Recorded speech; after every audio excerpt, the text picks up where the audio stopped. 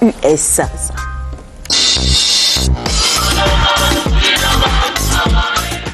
Alors le COUS, c'est quoi, Binta, d'abord, avant d'entrer dans le vif du sujet? Oui, c'est le Centre des opérations d'urgence sanitaire qui a été mis en place avec cet avènement de la maladie à virus Ebola, mais qui va continuer parce que devra gérer tout ce qui est urgence sanitaire. C'est-à-dire le Sénégal se met dans une posture de parer à toute éventualité d'urgence sanitaire. Très bien. Donc, ce centre des opérations d'urgence sanitaire, on en parle ce matin pour faire l'état des lieux de la lutte contre la maladie à virus Ebola et le dispositif du Sénégal, mais également la réaction de la population. Tout à fait. On a fait un reportage où on est allé demander aux populations comment est-ce qu'on pouvait se protéger de la maladie à virus Ebola. Et le maître mot est revenu, c'est le lavage des mains à l'eau et au savon. Mais il y a également le docteur Abdoulaye Bousso et le docteur Aloïs Ouali Diouf qui disent comment est-ce que le Sénégal s'est engagé dans la lutte contre la maladie à virus Ebola et continue d'accompagner les activités. Parce que c'est vrai qu'au Sénégal, la menace, elle s'amoindrit. Mais il y a encore la menace. Parce que s'il y a un pays voisin qui continue d'enregistrer des cas, même s'il y a également une régression de ces cas enregistrés là, il y a encore cette nécessité-là d'être bien organisé, mais aussi d'avoir au niveau du Sénégal des endroits beaucoup plus sensibles, des dispositions qui nous permettent de ne pas être surpris. Très bien. Et le Centre des opérations d'urgence sanitaire travaille dans ce sens-là et est accompagné par la communication gérée par le Service national d'éducation et de l'information pour la santé. Parce qu'avant l'avènement du COUS, le Sénégal, le ministère de la Santé et de l'Action sociale travaillait avec tous les partenaires, travaillait avec tous les autres secteurs des autres ministères. Mais en ce moment-là, le COUS n'était pas encore là. Et le Service national de l'éducation et de l'information pour la santé avait pris les devants pour faire tout ce qui est communication, ce qui nous a valu les spots qu'on a entendus dès le mois de mars de l'année 2014. Parce que Ebola est arrivé en janvier en Guinée, on en a parlé, mais ils ont déclaré les cas au mois de mars. Dès le mois de mars, le Service national de l'éducation et de l'information pour la santé a travaillé pour faire la communication sur la maladie à virus Ebola. Et on a entendu plein de spots qui passaient dans différentes langues et on l'a fait ici sur les médias nationaux, mais également on l'a fait au niveau des radios communautaires et au niveau des autres régions régionales.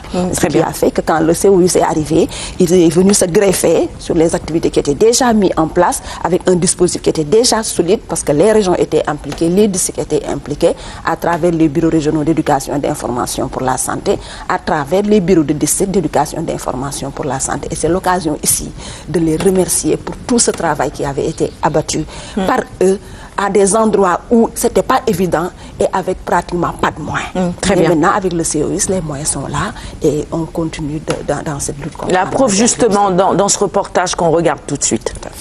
On en parle moins dernièrement, mais l'épidémie Ebola est toujours présente chez nos voisins de la sous-région, ce qui maintient le Sénégal en alerte. Nous travaillons avec le COUS dans le cadre de la poursuite des activités de formation, de communication et nous avons récemment été en zone sud du pays pour pouvoir continuer à sensibiliser les populations, notamment la cible scolaire. Et dire donc que la vigilance continue d'être de mise et que le Sénégal continue à travailler autour des activités de prévention de la maladie à virus Ebola.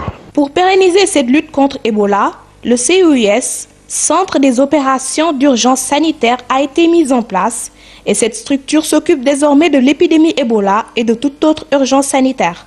Les dispositifs sont toujours en place parce que le Sénégal est toujours un pays à risque.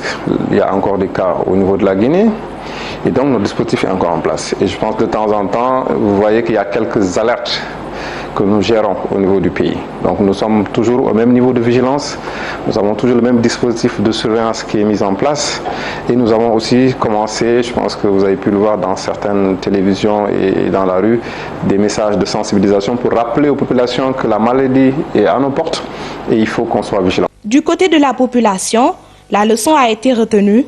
Les premières mesures de prévention contre Ebola restent quotidiennement appliquées. On doit se laver les mains avec du savon et de l'eau de javel pour se protéger contre toutes les maladies parce qu'il y a beaucoup de maladies qui sont là au Sénégal, causées par les microbes, les infections et tant d'autres. Il faut retenir qu'au-delà de la maladie à virus Ebola, se laver les mains régulièrement nous protège aussi de plusieurs autres maladies liées à l'insalubrité. Voilà, une belle précision pour la fin de ce reportage. Continuez donc à garder ce bon geste-là qu'il faut faire tous les jours et constamment, se laver régulièrement les mains avec de l'eau et du savon. Ouais. Pour finir la chronique, on va maintenant suivre cet extrait du docteur Abdoulaye Bousso sur les missions particulières de ce centre des opérations d'urgence sanitaire. C'est ça, qui gère toutes les urgences sanitaires, pas seulement que Ebola. C'est vrai que c'était à cause de Ebola qu'on l'avait mis en place, mais on a vu que la gestion des urgences sanitaires aussi, c'était pas seulement que Ebola. C'est vrai que nous avons, au niveau de la direction de la prévention, une unité chargée de la surveillance épidémiologique, qui fait un peu la cartographie de notre vulnérabilité, mais aussi de nos atteintes en termes de maladies. Et c'est surveillé toutes les semaines. On a le bulletin qui nous permet de voir au Sénégal quelles sont les maladies qu'on a rencontrées pendant toute la semaine, pendant les mêmes maladies à surveillance. Il y a des maladies à surveillance comme la rougeole, comme les paralysies flasques aiguës. C'est pas le cas de la grippe, non? Non.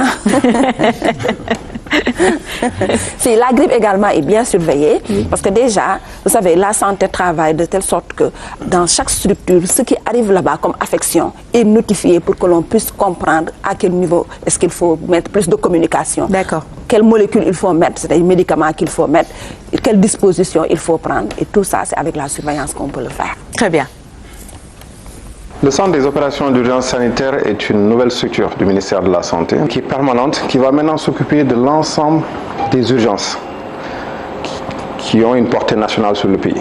Donc coordonner l'action des différents acteurs, préparer aussi les acteurs, préparer les structures, donc faire des exercices de simulation, faire des procédures et des protocoles qui permettraient, lors de l'apparition d'une urgence sanitaire, de pouvoir faire face et ne pas juste constater l'urgence et réagir. Donc aujourd'hui, nous serons dans la prévention, dans la détection et dans la réponse. Nous avons, dans le cadre de notre stratégie, mis en place des centres de traitement et des centres de transit. Et c'est surtout au niveau de la zone sud, donc la zone qui est frontalière avec la Guinée, où nous avons un dispositif qui est en place et qui aujourd'hui est bien opérationnel. Ce qui fait que si on a des cas suspects, nous pouvons les prendre en charge dans ces zones sans pour autant les transporter jusqu'à Dakar. Retour donc sur le plateau après ces quelques propos du docteur Abdoulaye Bousso, qui est le directeur du centre des opérations d'urgence sanitaire. C'est bon à savoir qu'il y ait des centres comme ça qui travaillent, qui surveillent côté santé. On est tout de même rassurés. Oui. Le ministère de la Santé et de l'Action sociale voit à chaque moment, parce qu'en ce moment-là, on est en train de faire le comité interne de suivi appelé CIS, qui regroupe tous les médecins-chefs de région. Donc, dans chaque région du Sénégal, il y a un médecin-chef de région qui est au niveau de la région médicale, et les directeurs d'hôpitaux, mais aussi toutes les directions du ministère de la Santé et les services nationaux. Ce qui leur permet pendant 2 jours de voir qu'est-ce qu'il y a par rapport aux recommandations du comité interne de suivi passé, qu'est-ce qui a été fait et qu'est-ce qui est venu s'ajouter comme urgence à gérer, mais aussi comme moyen à mettre en place pour un peu parer aux éventualités. On parle également des grands rassemblements. On est rentré du Magal, on prépare les gamous, parce que c'est le gamou célébré à Tivaouane et dans les autres foyers religieux. Ça aussi, c'est des occasions de surveillance, parce que c'est des personnes qui arrivent, c'est des mouvements vers un site donné, et des pays autres que le Sénégal viennent des citoyens d'autres pays. Ce qui fait qu'également, à ces occasions-là, la surveillance travaille beaucoup. On est en alerte pour que l'on puisse gérer aussitôt qu'arrivé, quel que soit ce qui est arrivé. Très bien. Et à nos frontières aussi, c'est ce qui est en train d'être fait. Parce que c'est la surveillance qui nous a valu ce qu'on a eu comme réussite avec le cas qui était venu de la Guinée, de Ebola, qu'on a pu gérer. C'est parce qu'il y avait un dispositif prompt à réagir et aussitôt, avec bien sûr un certain nombre de spécialités, mais aussi avec beaucoup de communication aux alentours, ce qui a fait qu'on a circonscrit, on a traité et on a guéri. Merci beaucoup, Binta. En 10 secondes, où se trouve le centre? C'est important. Ça se trouve au rond-point de Sacré-Cœur, donc à l'immeuble de JVC. D'accord. Donc on est le centre des opérations d'urgence sanitaire. Merci, tu restes sur le plateau avec nous.